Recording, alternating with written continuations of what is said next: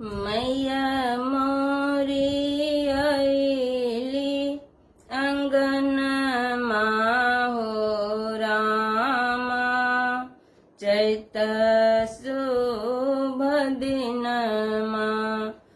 मैया मोरी आईली अंगनमा हो रामा चैत महीनमा घरे घरे होके ला पूजनमा हो रामा चैत महीनमा घरे घरे होके ला पूजनमा हो रामा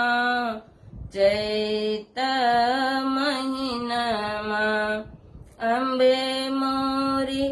आईली अंगनमा हो रामा चैत महीनमा चैत महीनमा रामा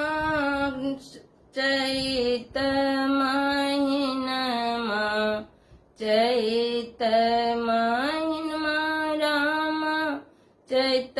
शुभ दिनमा अंबे मोरी आईली अंगनमा हो रामा चैत महीनमा एक दीजे अली माई 8 दिन रहली